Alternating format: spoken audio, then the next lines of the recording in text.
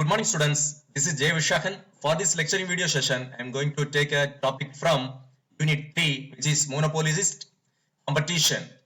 So for this lecturing video session, I am going to cover up the meaning or the definition of monopolistic competition, its features and price determination and firm equilibrium of long run equilibrium under monopolistic competition.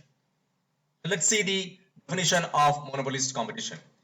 See, according to J.S. Baines, he says that a monopolistic competition is market structure where there are a long number of small sellers selling differentiated but co-substitute products. So in monopolistic competition, numerous sellers offer dissimilar products for sale of their customers. It symbolizes a highly pragmatic situation which exists in the real world. As the number of players is quite large in the industry, each firm enjoys independence. Monopolistic competition is a type of imperfect competition such that one or two producers sell products that are differentiated from one another as goods but not perfect substitute, such as branding, quality or location.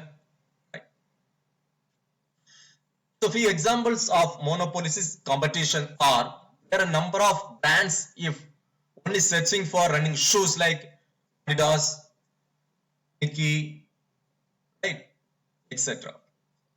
Fast food companies like the McDonald's and Burger King, who sells a burger in the market, are the most common type of examples of monopolistic competition. So for an example, you can just take the toothpaste also. There is a number of manufacturers in there, and like similarly for the soap manufacturers. Right?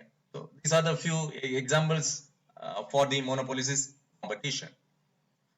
So let's see the salient features of monopolistic competition. That is the characteristic of monopolistic competition. So first one is large number of sellers. So there are huge sellers in the monopolistically competitive market who have a small market share individually. These huge firms, unlike perfect competition, don't produce perfect substitutes. These firms produce and sell close substitute products. This makes tough and real competition among firms. Product differentiation or differentiated products. The different sellers' products are differentiated in a monopolistic competitive market on the basis of brands. There is mostly so much advertisement of such brands that brand association of customer manufacturer and a kind of loyalty towards the brand is developed. Product differentiation is a key element of monopolistic competition. The product produced by different firms are substitutes for each other but not perfect substitution. So these products are not homogeneous, but they are not altogether different as well. Next, freedom of entry or exit. The market allows free entry of new firms and also allows the exit of existing firms. So there is freedom of entry in the sense new firms are free to produce close substitute to the product produced by others, but with a different brand name. Okay. So independent behavior. Every firm possesses an independent policy in monopolistic competition, since there are a large number of sellers, major portion of total output is not controlled by anyone. By updating price output policy, no sellers can have any perceptible impact on others' sale and could not influence them. Next, product groups. Under monopolistic competition, there is not any industry but group of firms that exist which produce the similar product. Each firm is an industry in itself and produces a different product. The very closely related products are produced by the Campbellian lumps together, and these are called product groups. For example, cigarette cost, etc. Selling cost. Selling cost is the expenditure incurred by the firm to promote the sale of the product to various sales promotion measures, isn't it? So sales are essentially pushed up by the selling cost because product differences exist in monopolistic competition. It includes salesman expenses, advertisement costs, sellers allowances for displaying windows, free sampling, premium gifts, and coupons, free service, etc. Next, non-price competition. A firm increases profits and sales of a product in monopoly competition without any price cut. Product can be changed by monopoly competitor either by quality variation, packing variation, or by updating promotional programs, etc. Next, control over price. This independent price policy. Prices are controlled by the firms to some extent. For example, professionals such as solicitors, restaurants, etc. are price makers. It is also said that their prices also administered by them. The price which is set by the firm's conscious decision is termed as administrated price. Also, firms must decide their price changing the frequency. Right. Let's see the price determination and firm equilibrium under monopolistic competition. So there are two categories. These are classified into two: short-run equilibrium, long-run equilibrium. So short-run equilibrium further classified into three. There are three possibilities: super normal profit or abnormal profit, normal profit, and third is minimum loss. When you talk about long-run equilibrium, the only option which is normal profit. So for this lecturing video, I'm going to concentrate on the long-run equilibrium and the monopolistic competition.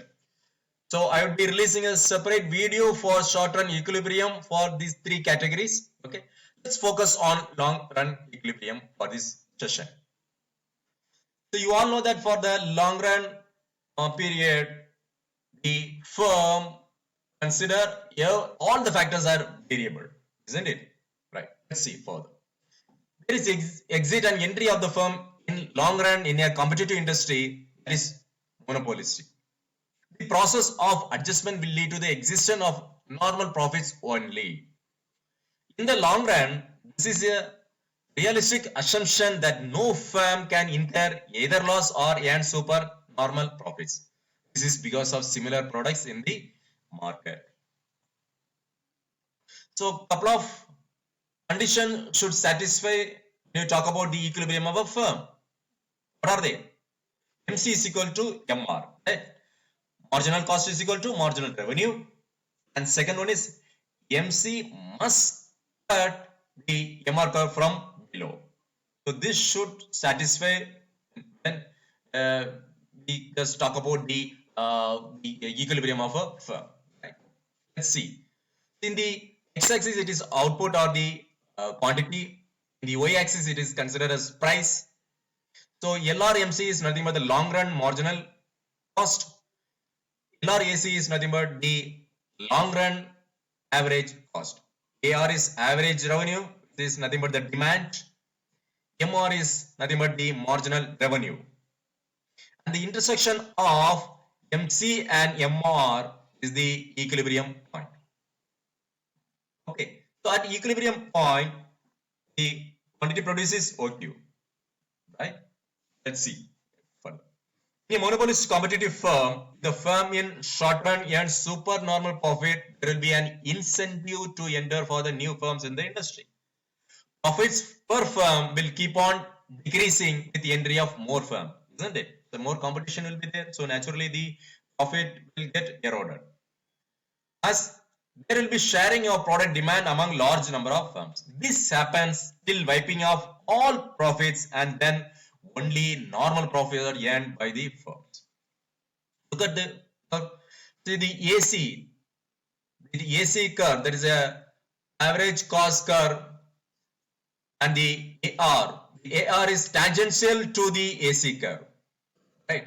So therefore, the AC is equal to AR.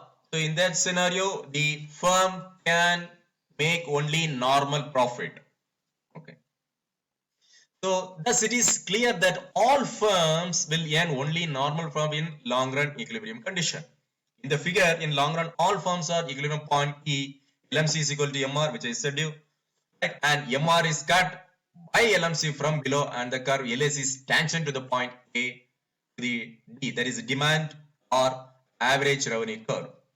Since at point A is Q is equal to LAC, normal profits are earned by the each firms and there is no tendency of firms to enter or exit the industry because each and every firm they make him a normal profit, right? So none of the firms are incurring losses. So therefore, the firm is like to be in the industry. Hope you have all understood the concept of the uh, monopolistic competition, right, under long run equilibrium. Thank you.